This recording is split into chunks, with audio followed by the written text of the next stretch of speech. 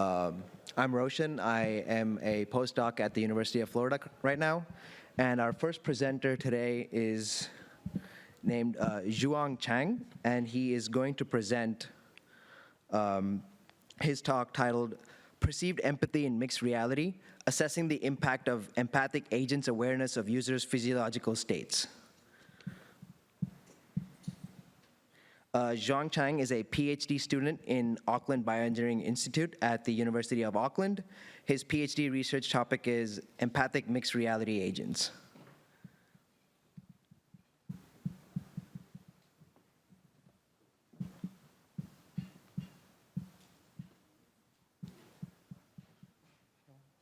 See them online. You don't see them online? Oh, okay.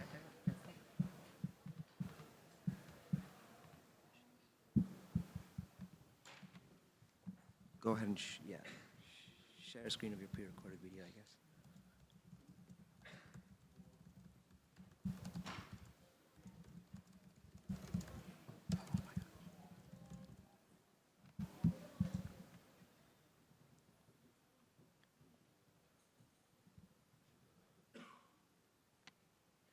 And apologies for the slight delay. The keynote session ran a little bit over.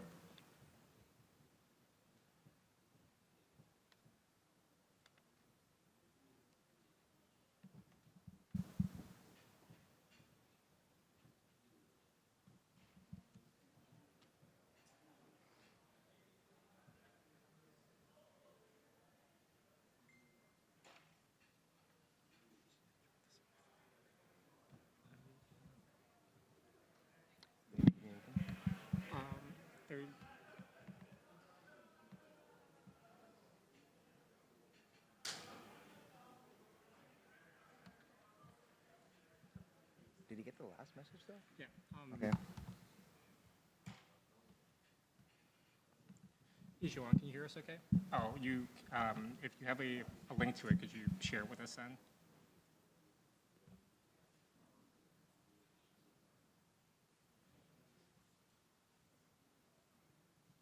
Also, your laptop is not casted there. Yeah, I'm aware. Where's the IT team? Back there. Oh, there's also one person behind the scenes.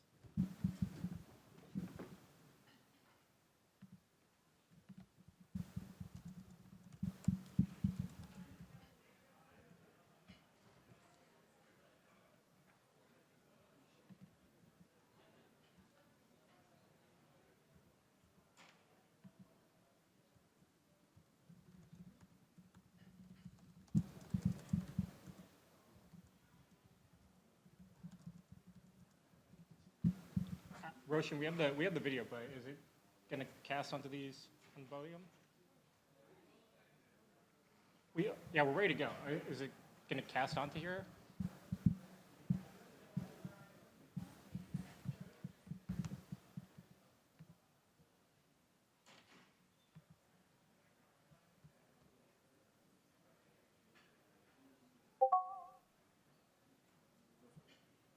Great. Okay. Thank you, Zhuang. All right, we're gonna play your video here. I'm gonna share the screen of what we're gonna play though for you. Hello, I'm Chang. Today I'm going to present our work, Perceived Empathy in Mixed Reality, Assessing the Impact of Empathic Agents. Sorry guys, give us 1 second here. Unfortunately, I cannot share screens with the people on Zoom, it looks like, so we'll have to just play the video and then, okay. All right. Do you want to say anything or you want to just run it up? Let's go. All right, sorry about the wait, everybody. We're going to get going with the first talk again from Zhuang. Unfortunately, those of you on Zoom, I cannot share screens at this time. Hopefully we can get this rectified soon, but for the time being, we're going to play this 10.5-minute video, and afterwards, Zhuang will tune back to you for any questions.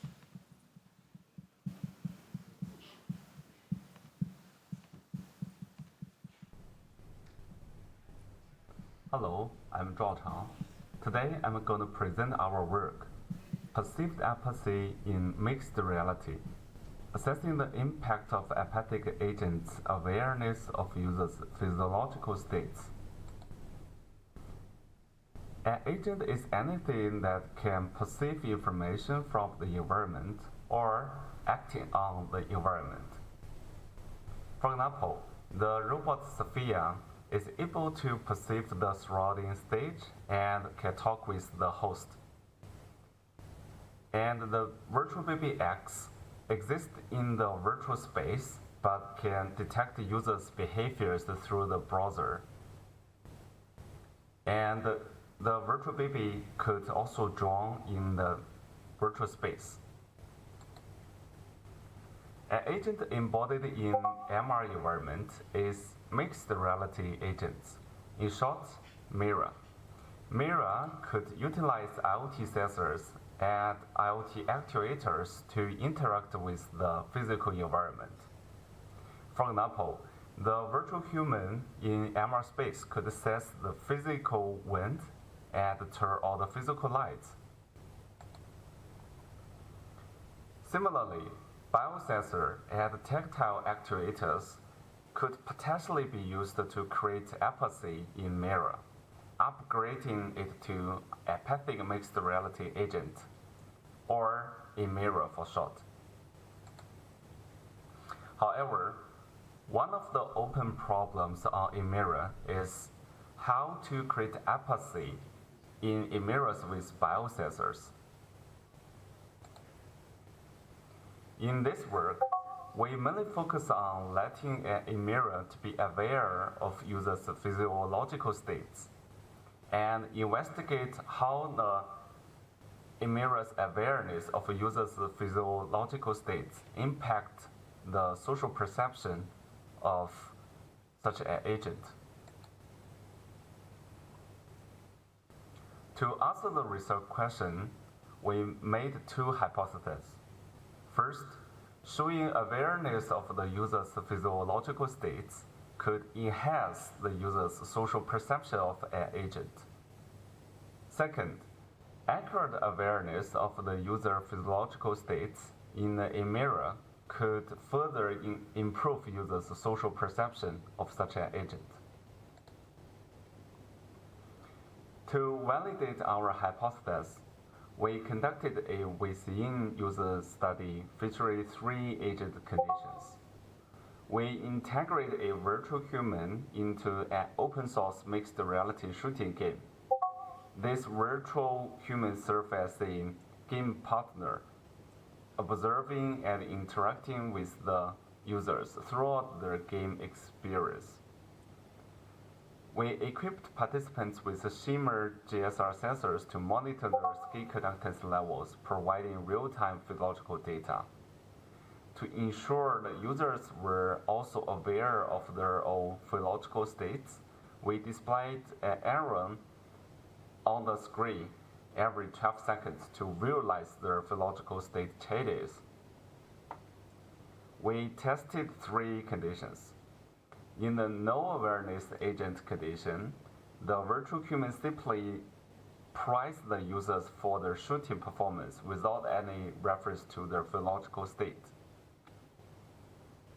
In the random awareness agent condition, the virtual human occasionally provides incorrect information about users' physiological changes, introducing variability in the feedback.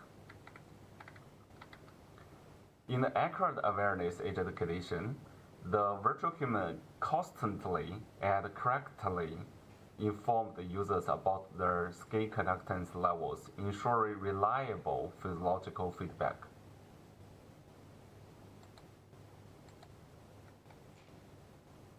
Here is the experimental procedure.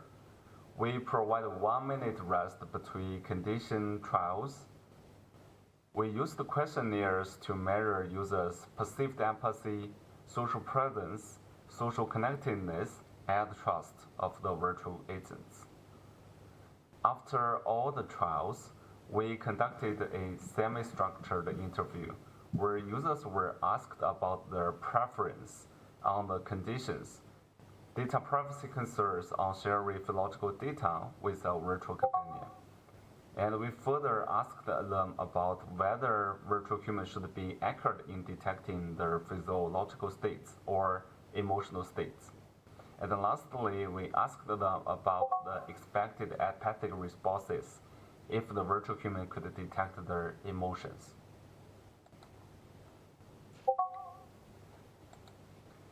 Here are some key results.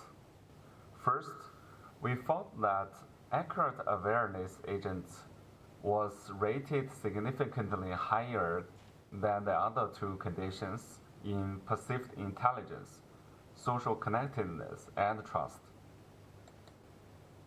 Second, both the random awareness agent and accurate awareness agent were rated significantly higher than non-awareness agent in perceived affective understanding and perceived affective interdependence. Third, the accurate awareness agent was also rated significantly higher than the other two conditions in co-presence and perceived message understanding. So based on our user study results and observations, we provide a design application for future e-mirrors design to create empathy. First, using physiological sensors to let e-mirrors to perceive users' physiological state could build perceived empathy. Second, higher accuracy in detecting physiological states can further improve the social perception, like social presence. Third, users' physiological data safety and privacy should be handled properly. We made this implication based on our interview question. So around 42% of the users said they definitely yes to share more physiological data with the virtual human to let them understand them more. And around 46% of the participants said depends. The conditions for sharing physiological data with the virtual human was whether the data privacy and safety can be guaranteed. Fourth, prioritize guaranteeing a mirror's accuracy in detecting physiological states over emotional states.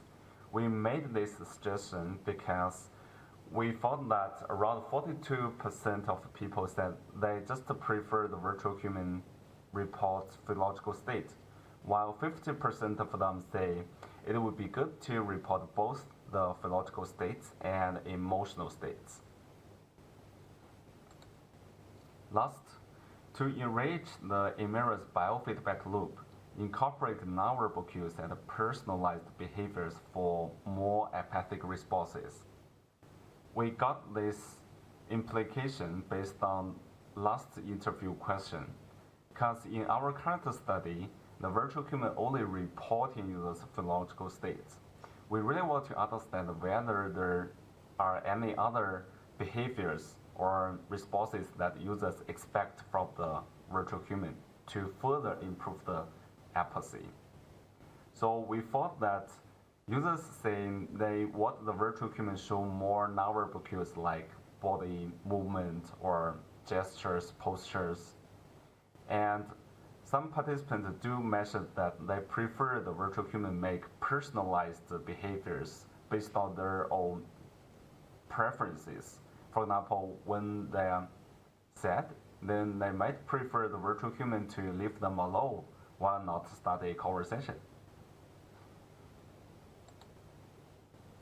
To summarize, in this work, we mainly focus on the e-mirror's capability of assessing users' physiological states using biosensors, and we further investigate the e-mirror's awareness of a user's physiological state on the social perception of such an agent. We made 3 contributions. First, our work pioneers the integration of physiological sensors to foster empathy in mirrors. Second, we provide a user study to evaluate how the agent's recognition of users' physiological states impact the perceived empathy. Lastly, we offered new design implications for enhancing empathy in mixed reality agents. Thank you for your attention. I'm happy to answer any question, and please feel free to contact me using my email address.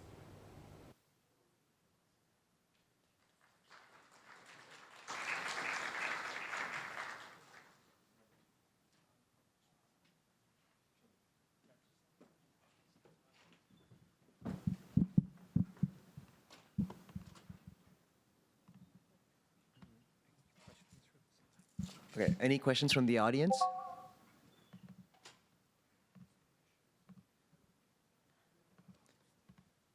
Well, I'll ask one.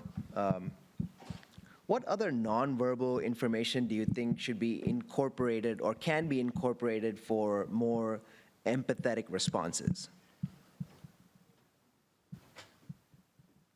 Oh, we can't hear you. Oh, can you give us 1 second? You're muted, sorry. Or we're muted. Want to try talking again?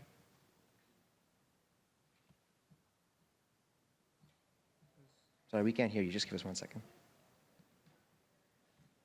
That is bizarre. I don't. Speakers. Is it this? Try again. Try again. Hello? Can you try again? Hello? Yep, we can hear you. We can hear you. We can hear you. Okay. Thank you for your question again. For other nonverbal cues, I think like people can incorporate the facial expressions and more natural body movement, like the gestures, even like in the mixed reality space, even incorporate the locomotion as well, based on the interaction scenarios, to make the virtual human more natural in the interaction, and also increase the deliverability of the virtual human there. Yeah. Any other questions? Nope. Then we'll give him a round of applause and we'll move to our next speaker. Thank you.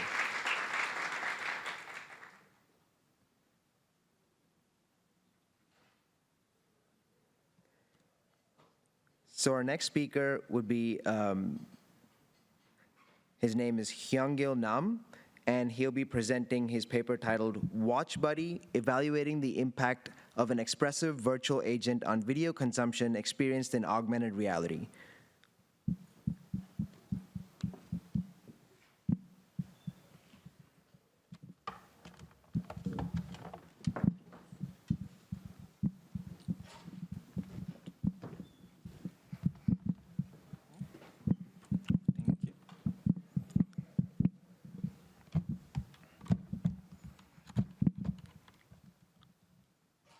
Please give me a second. I have to set up some steps. Sorry. Okay.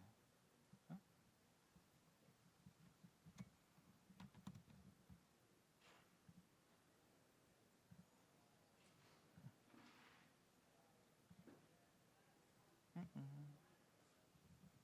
What up? Connection. Connection is weird. Oops. Okay. Okay, it's good.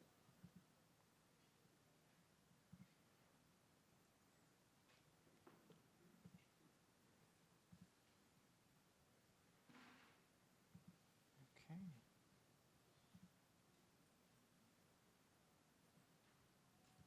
Oh. Okay. Oh. Can I test the video first? I'm sorry.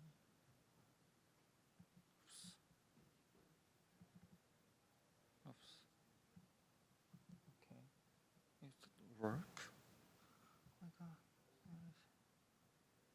Oops. Nope. Okay. Fuck. Okay, I don't know. Is that okay? Okay, now I'm gonna start my presentation. Hello everyone, my name is Hyeongil Nam, and today I'll be presenting our research on watch body, evaluating the impact of an expressive virtual agent on video. Oops, I'm sorry. What?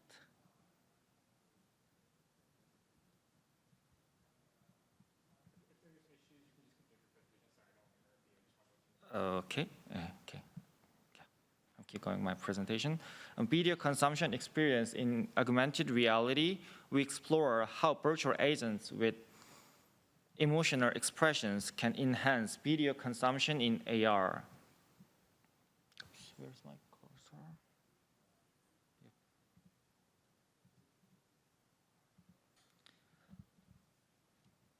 With the rise of various OTT services and YouTube, video content consumption has greatly expanded.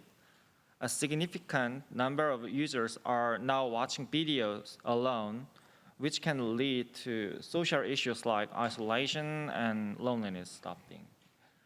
And at the same time, immersive virtual and augmented reality technologies are offering new ways to consume video content with a higher sense of realism, allowing multiple users to watch together in virtual spaces,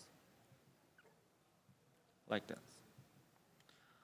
However, it is often practically difficult to consume video content with others in new virtual space due to time and spatial constraints. This is especially challenging for isolated elderly individuals or hospitalized patients. To address these, we identify the need for technology that enables social interaction during video consumption, even in immersive XR environment when watching alone. So we developed WatchBody framework, which enables emotionally expressive interactions with a virtual agent while watching video in AR. To evaluate its effectiveness, we also conducted a user study. Now let me explain how we developed the framework. The framework consists of three main components: pre-processing video contents, generation of interaction data, and creation of agent emotional expressions. Let's go through each step in detail. First, we pre-process the video content by segmenting into smaller units like speakers, the utterances, and narration stops. For each unit, we generate description using a large vision language model and map these descriptions to the subtitles. This helps the agent express emotions appropriately in response to each unit of the video content. In this step, we generate interaction data that the agent's utterances and emotional states. The agent can either proactively express emotions or ask questions, or it can react to user comments and questions. Next, we create the verbal and non-verbal emotional expressions for the agent. We generate an audio file for the agent speech, which is synchronized with facial expressions for lip sync. We also integrate other facial and body animations to reflect the agent's current emotional states. These emotional expressions are key to making the agent's behavior feel more realistic and engaging. This slide summarizes the complete framework. We combined all the parts to create the virtual agent that interact with users emotionally in AR video consumption environment. To measure the effects of the emotional expressive agent, we conducted a 3x2 within subject study.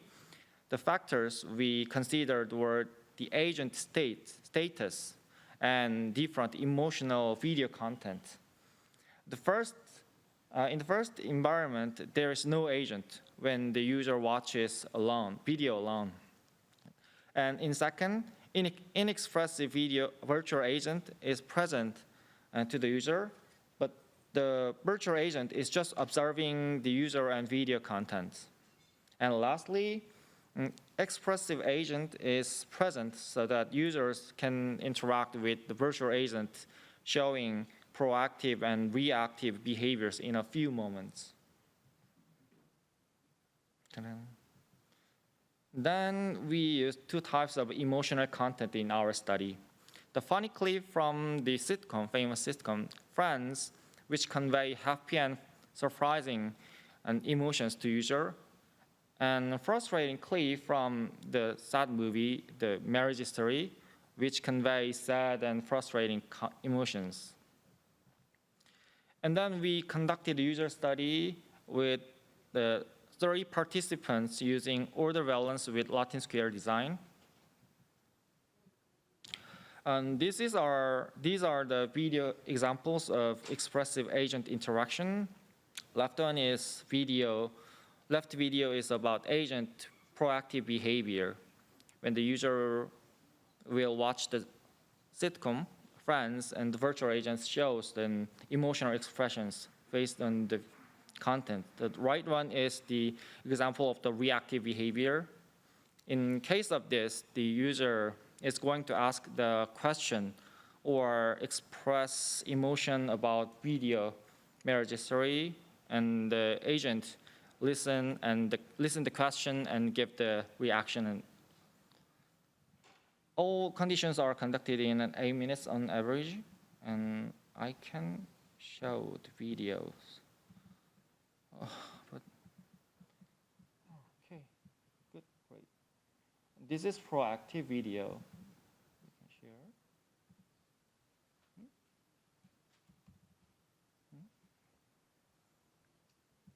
Oops. When I connected the HDMI, the video is not working. I'm sorry. If you guys interested in, I can share after the paper session. Okay, come back. Yep, again. Oops. Okay. Oh. Oh. What happened? Okay. I have to quit the video.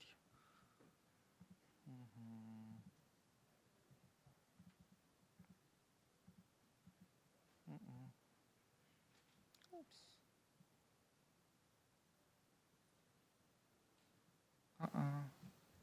Excuse me. Okay. Yep. In our study, we measure the two main aspects: video watching experience and social impact. We assess the pragmatic and hedonic aspects of the user experience, usability, satisfaction, and technology acceptance. We also evaluate social factors such as social presence, emotional intimacy, empathy, and users' perception of emotions. Our research shows that there were significant effects in pragmatic and hedonic user experience. With these research, we were able to find that emotional content factor influence pragmatic user experience, and the agent status affects hedonic user experience. In addition, the agent expressiveness had a significant impact on the user's perception of usefulness, satisfaction, and technology acceptance. The expressive agent was rated higher in all these areas compared to other conditions. So with the result, we were able to find the following sentence. In terms of social impact, the expressive agent increased feelings of social presence, emotional intimacy, and empathy. Users reported stronger feelings of connection with the virtual expressive agent, which made them feel more engaged. Users experience different patterns of emotion depending on the agent expressiveness. During funny content, the expressive agent made users feel more excited and happy. For frustrating content, the expressive agent reduced feelings of gloominess and tension compared to the inexpressive agent. So also we can find out the following sentence. With those results of various measurements, including hedonic user experience, usefulness, satisfaction, and technology acceptance, we found that expressive virtual agent significantly improved the user video watching experience. We also found that the agent emotional expression could enhance social connection and have different effects depending on the emotional content. As I mentioned earlier in this presentation, we aim to explore technology that enables social interaction when consuming video content alone in XR environment, where new forms of content consumption are possible.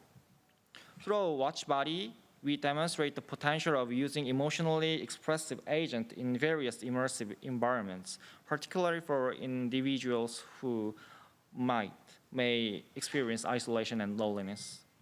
In summary, we developed the WatchBody framework, conducted the user study to evaluate its impact, and identify the positive effects of the expressive agent. In the future, we plan to focus on various parts of the applications, such as gender effects, that kind of things. Thank you for your time. I don't have enough time to present something kind of that, so thank you.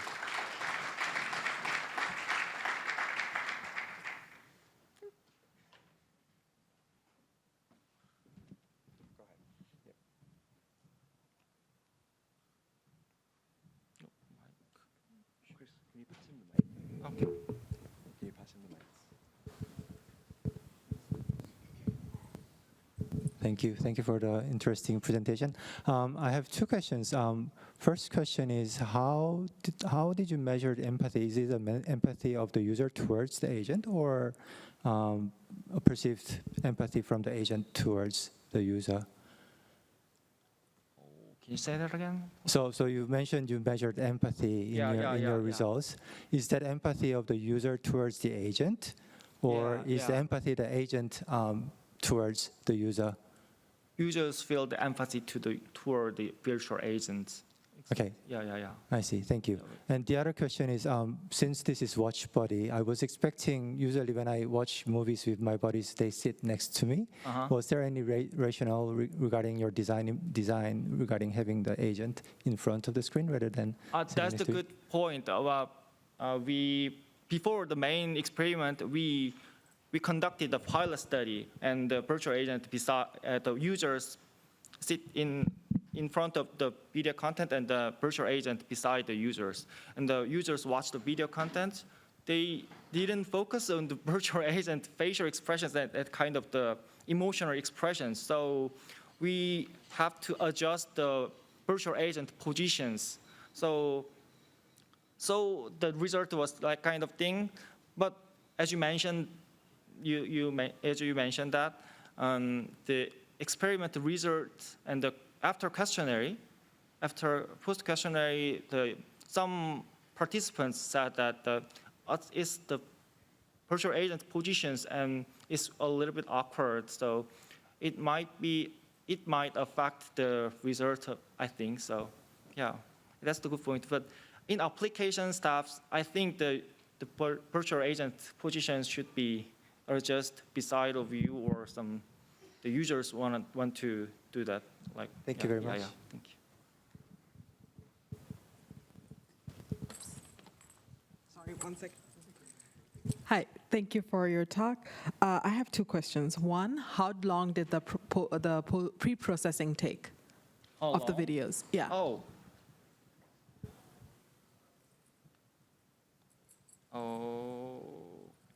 I'm sorry. I didn't mention that. Oops. In this case, the think one is then pre-processed. Another one is the real-time one. So we prepare the video contents when the users do actually watch the video content. So actually, I did manually this one, but An estimate? Yeah. An estimate of how long it would take, 5, 10 minutes? Oh 2, yeah, 3 minutes? it's Okay. about 5 to 10 minutes about. All right. So- And then my second question is, how did you get the body and facial animations for the avatar, for the agent? Oh.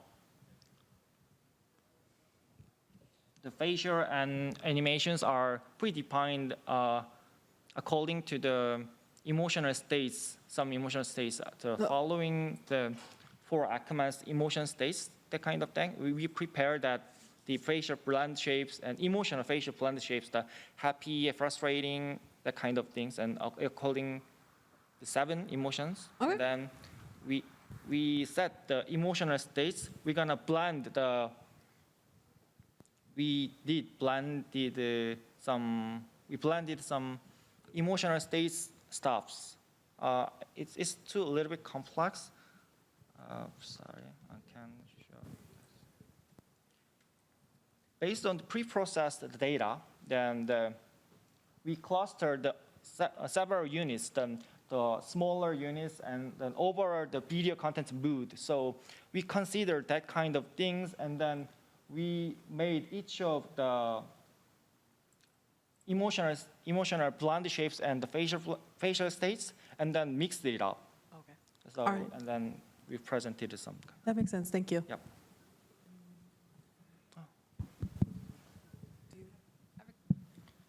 I think we'll have the questions. You can ask the questions to the presenter later because we're running shortly out of time. Thanks. You can also upload your questions to Discord. We have a channel for this session. Yeah. Bring the laptop. Anybody on Zoom, if you feel free to ask the author questions on Discord.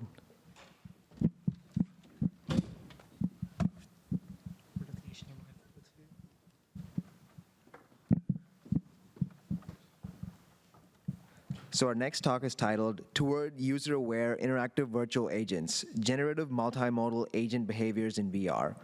And our presenter is Zhigang Deng, and he is a Moores Professor of Computer Science at University of Houston. His research interests include computer graphics, computer animation, virtual and augmented reality.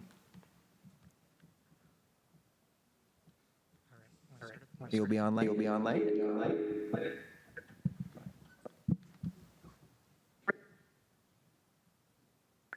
So the title of the ISMAR 2024 paper I am presenting is Toward a User-Aware Interactive Virtual Agent, Generating Multi-Modal Avatar Behaviors.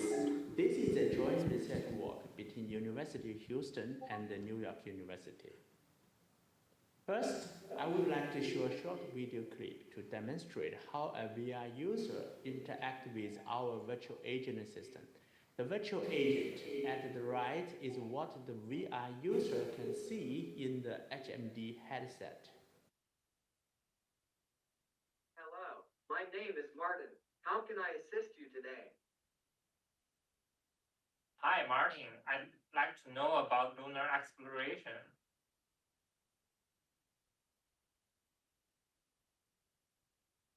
Sure. Lunar exploration refers to the exploration of the moon by spacecraft. Humans have sent several missions to the moon, both manned and unmanned. The most famous manned missions were the Apollo missions, which ran from 1969 to 1972. Is there anything specific you would like to know about lunar exploration? So first, we describe the motivation of this work. The development of virtual agent is important for future XR systems. Current virtual agents in XR platforms have not yet achieved the level of naturalness and realism required for real-time interaction. Addressing this issue is important to achieving the goal of creating social aware virtual agent within the XR environment. So we developed a machine learning-based virtual agent system capable of natural interaction with VR users using multimodal cues in real time. Our virtual agent engages in verbal communication while performing appropriate eye contact and body language based on the VR user's behavior. This is achieved by learning a conditional variational autoencoder model using a high-quality dataset of two-party communication behaviors.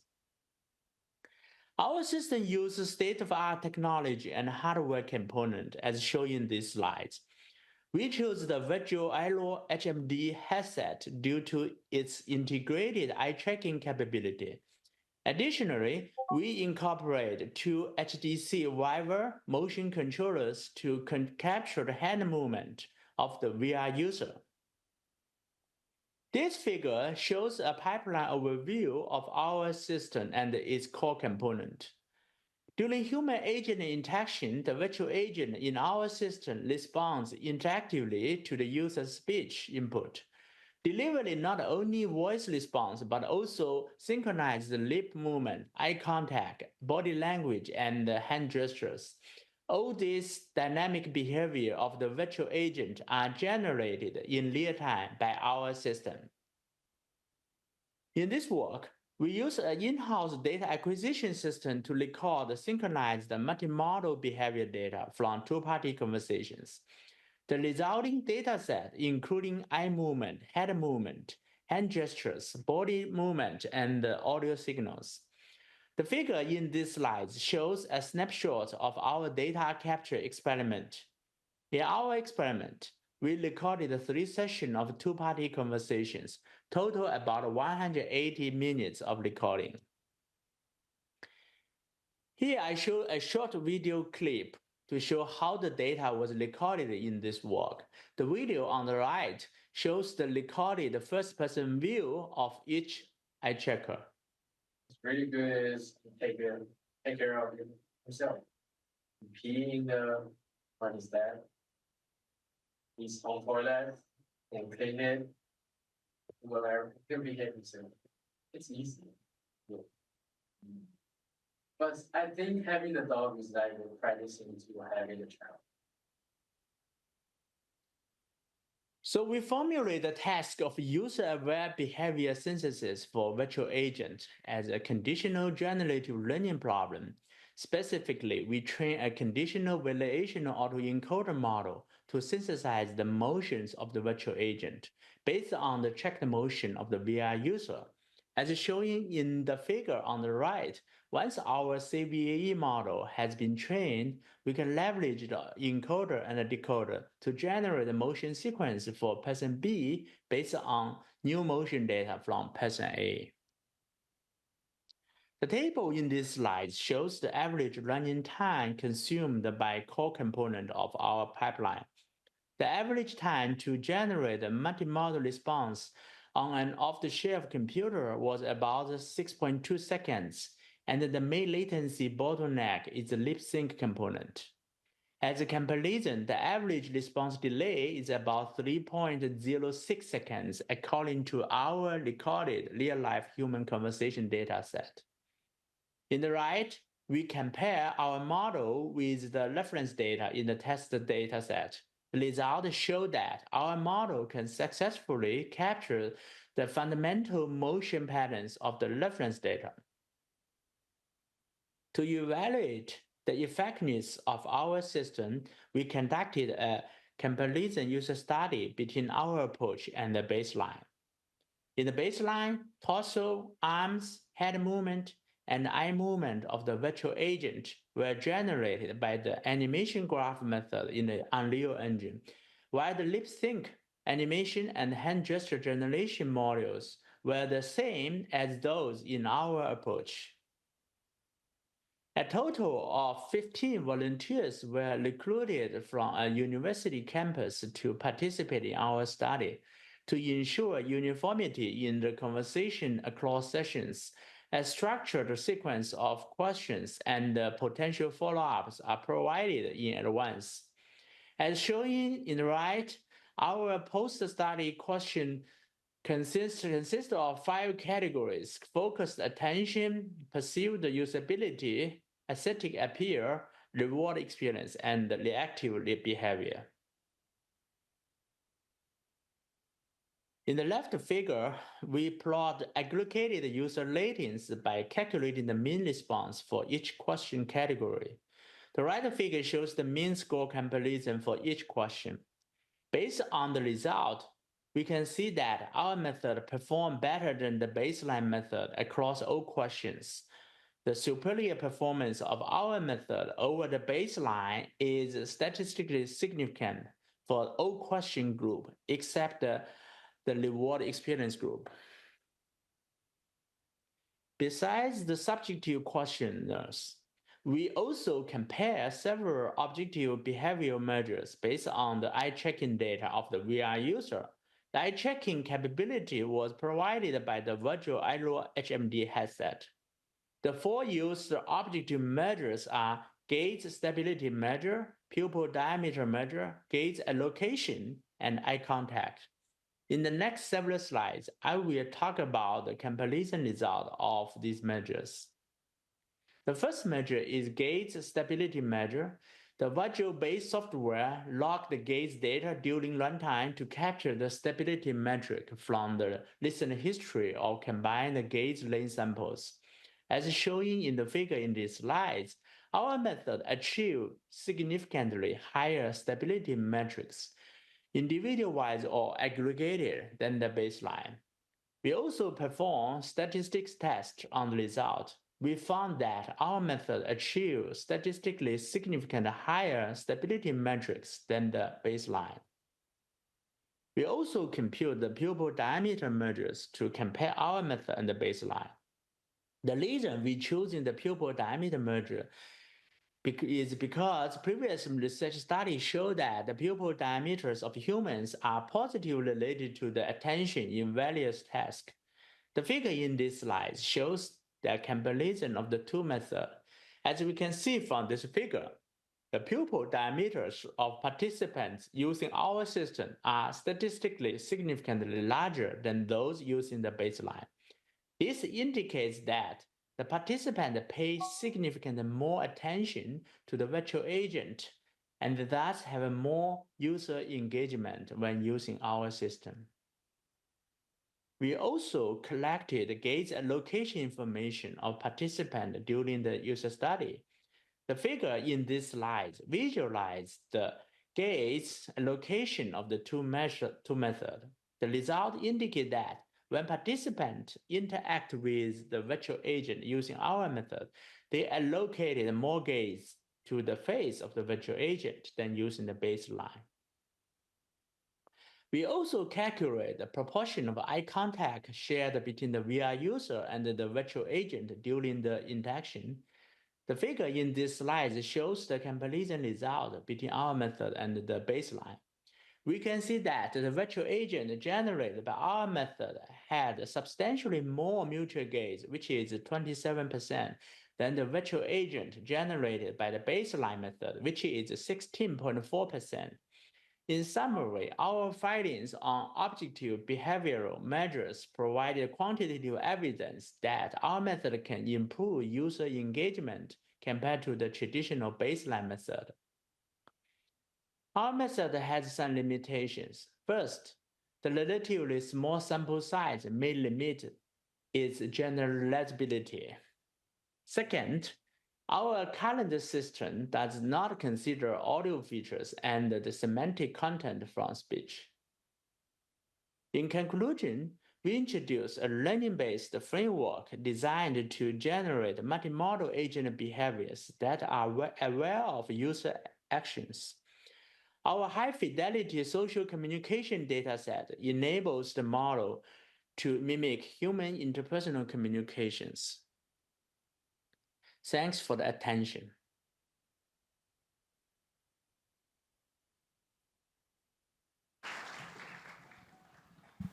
Any questions?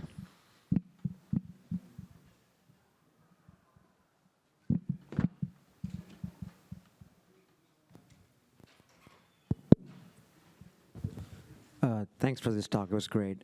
You guys mentioned that your model performed better in terms of latency. So was anything like thoughtfulness of the agent measured? Because sometimes when you speak to an agent or when you speak to someone, and if the person takes more time to speak, some research shows that the other person that takes time and speaks, that latency actually is perceived to be more thoughtful.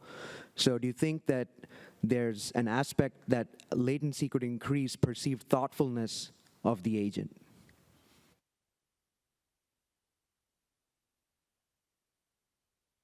If the person takes more time to for conversation, of course the latency could be longer, but because our data, they are more like a daily conversation. So I would say the participant, in our data capture experiment, not to spend too much time to, thinking. I would say if you're thinking more, of course, the average delay would be larger. Yeah.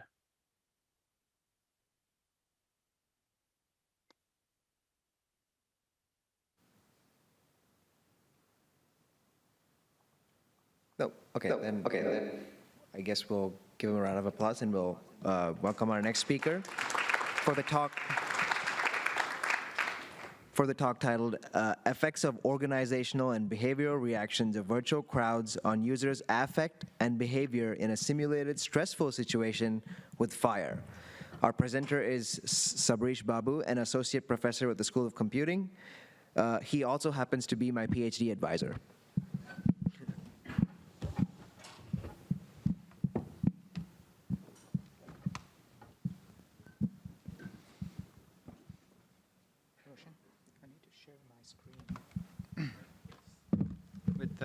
On Skype, sorry, on Zoom. Are you in the Zoom?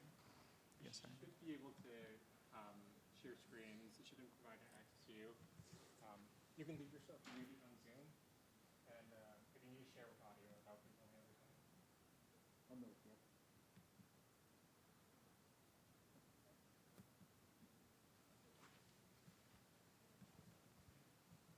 good. Okay.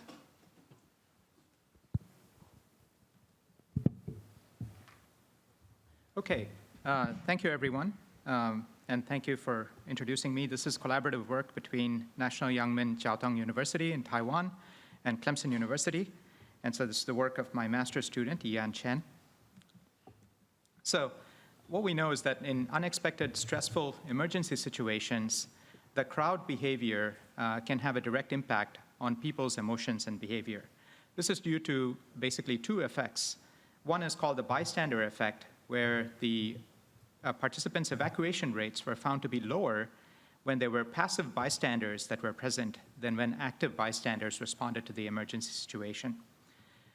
The second effect that is relevant to this is that the higher proportion of the crowd running towards a specific exit resulted in more participants following them directly rather than those people finding an exit themselves. So a little bit more about the background relevant to this research. We know that when virtual humans respond to emerging threats and stressful situations, users tend to become more immersed in the scenario, thereby eliciting appropriate emotional reactions and responses. We also know that the characteristics and reactions of the virtual crowd, such as the size of the virtual crowd, whether it's small group or individualistic, movements and expressions could significantly influence user behavior and decisions. We know that the social influence of the route choices made by others in an emergency also results in users following those same choices of others, even when those choices are not optimal or safe. And we know that the reason for this is because pedestrians or the people may feel that they are unfamiliar with the location of exits and try to gain information by observing others.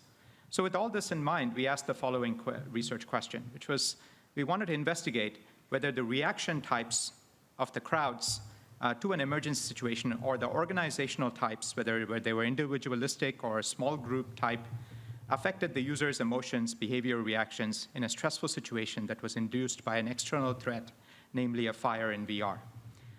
The first research question was, to what extent does the reactions, calm versus agitated, of the virtual humans in the crowd affect social interaction, task performance, movement, behaviors, and emotions of the users?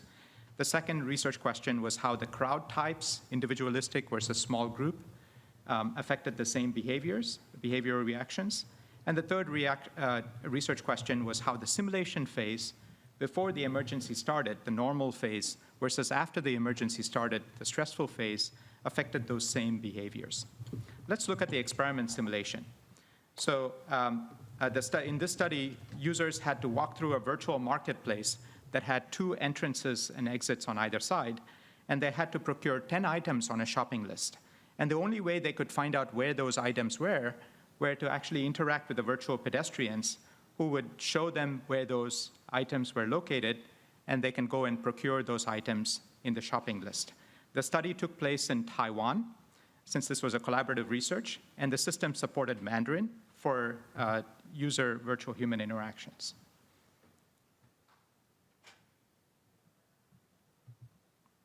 And so here, for some reason, my audio is not working, but the user asks the virtual human where the item is, and the virtual human says, here it is, please pick it up and put it in your shopping bag. After the 5th item is collected, a fire breaks out in the environment, and the fire starts at an empty shop, and then it expands to about 4 shops adjacent to one another where there are no virtual humans presented. And right after this happens after the 5th item in the shopping list is procured. So then the simulation enters the stressful phase of the experience. And the reaction type, whether the virtual human exhibited calm versus agitated reactions after the threat started, the crowd type, small group versus individualistic, and the simulation phase, normal versus stressful, formed a 2x2x2 design. The reaction type and the crowd type were between subjects factors in this experiment. And here is the small group condition in which the virtual human can ask, the user can ask the virtual humans where to find a particular item, and the virtual humans can point to the location of those items. And the virtual humans are calm. This is prior to the emergency threat being initiated. Here's the individualistic virtual crowd, in which just users can ask individual virtual humans directions to where they can procure items in the virtual marketplace.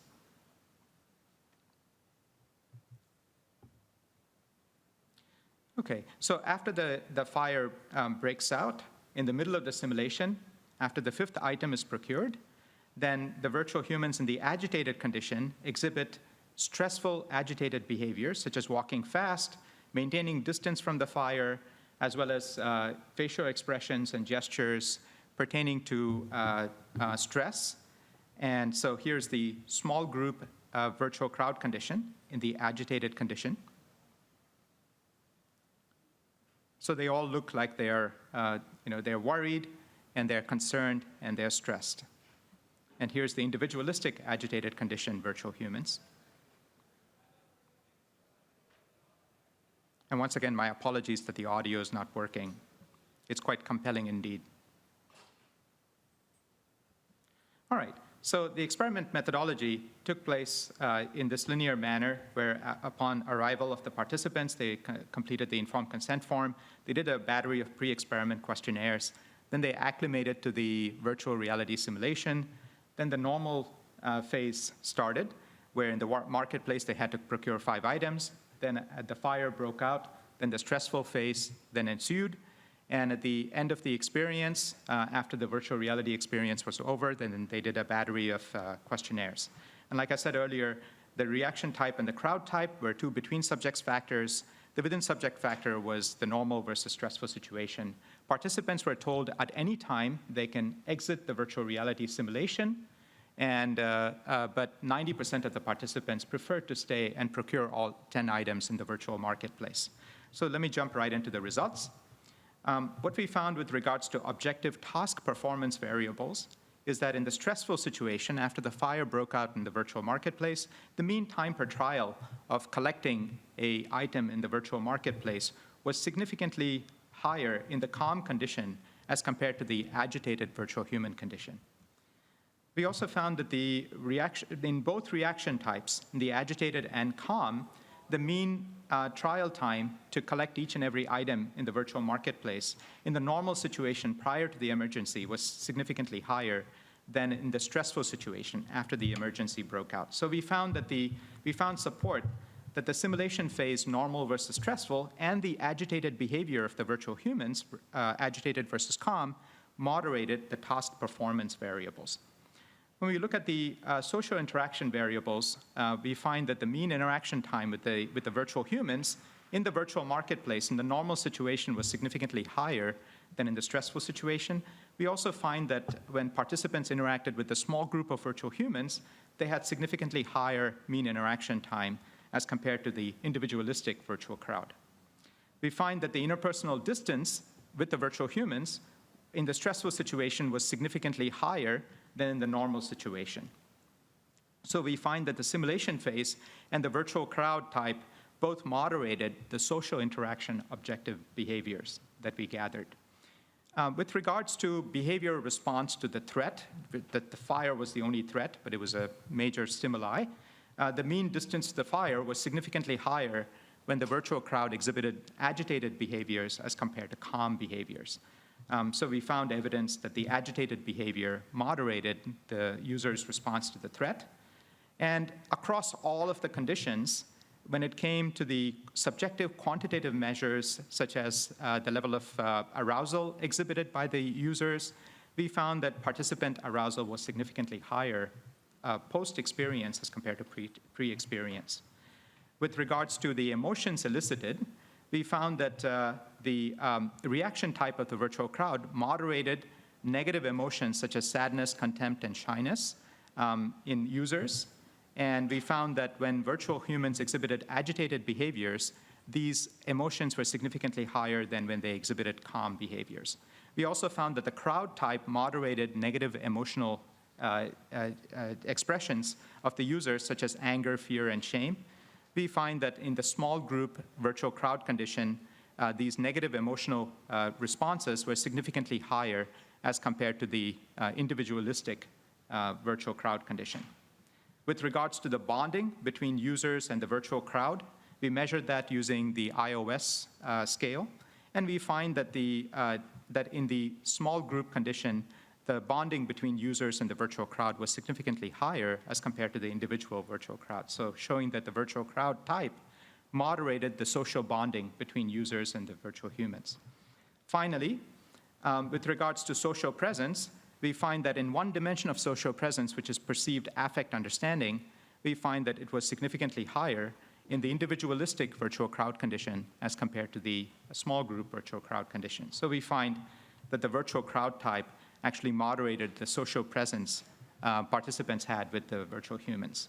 So what does all of this mean? The implications of all this research is that the organizational behaviors of the virtual crowd, individualistic versus small, can be leveraged to affect social interpersonal behavior reactions of users, social presence, as well as bonding between users and virtual humans in emergency situations. We find that the simulated stressful interpersonal behaviors elicited by the virtual humans in the virtual crowd can affect the emotions of users, and the threat-related response and decision-making of users to the virtual humans in the emergency situations. And finally, the virtual crowd's organizational and behavior reactions can be utilized to realistically train users in stressful interpersonal emergency situations and learning how to make, with regards to behavior and decision-making in these emergency situations. And we have shown that users do show appropriate affective and behavioral responses when you leverage these kinds of virtual crowds. So in the future, we want to look at how users' personality, mood, and the perceived threat of the fire to the virtual crowd itself moderates these kinds of effects. And with that, I'll stop and take any questions. Details regarding the experiment, simulation, system design, et cetera, can be found in the paper. Thank you.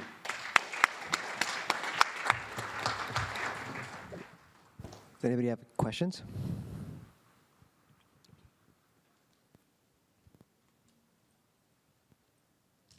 Thank you.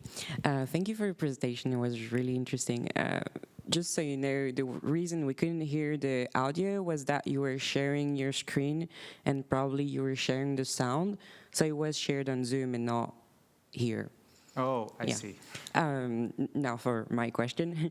How do you explain the fact that the social presence and also the iOS weren't affected by the behavior of the crowd?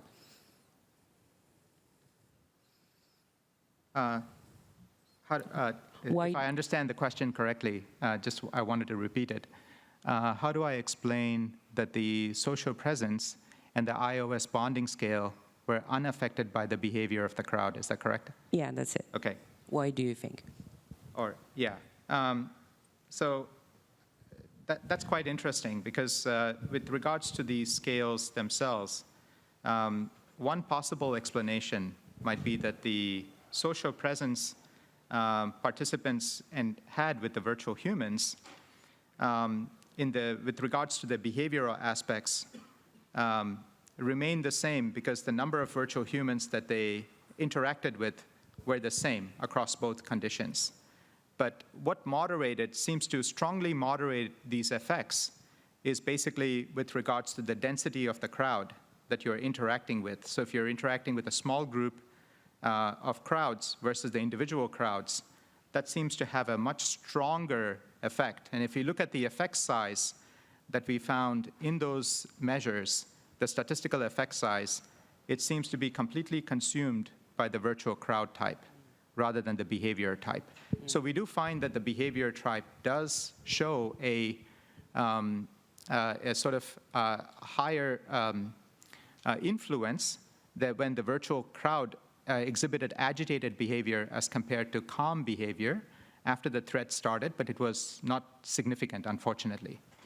But I believe that the stronger influence was really the virtual crowd, and it took up all of the variance in our data. But there was still a trend. Okay. There was still a trend, yes. Thank you.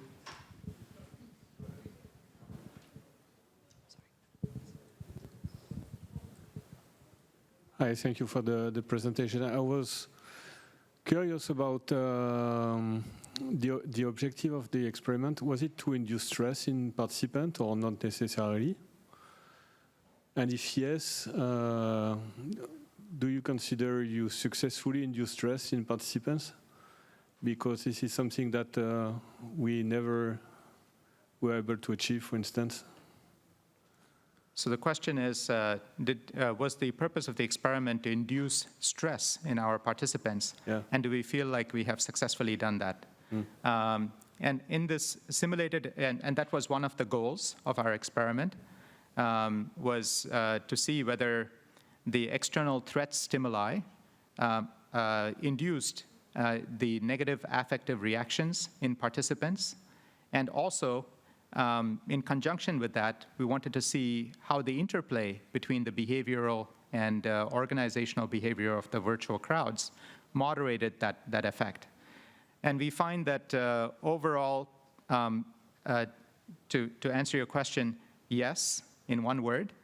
Basically, from the initiation of the threat in the virtual environment, participants seem to show, and one of the data that I didn't have time to show here, was that we also measured EDA, and the EDA response, the physiological response, seemed to spike immediately after the introduction of the threat in the virtual environment.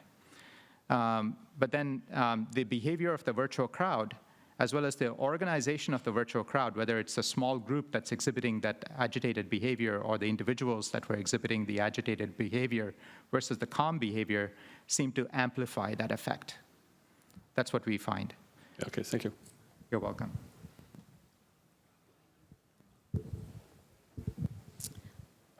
Thank you for your talk. I was just wondering if there was any concern when you were making this that users would actually just get curious and walk toward the fire. Because I know people who play games tend to be like, oh, this is an opportunity for me to get close to something that's stressful because it's not quote unquote real. So I was just curious if that was something you thought about and I guess how you were going to handle it if you have users walking to it out of curiosity as opposed to, because I mean straight up on it, like getting in the fire almost. That's a very interesting question. So we didn't notice in our study of the 68 some odd participants that we ran, anyone walking straight very, very close to the fire or interact with the fire in any way.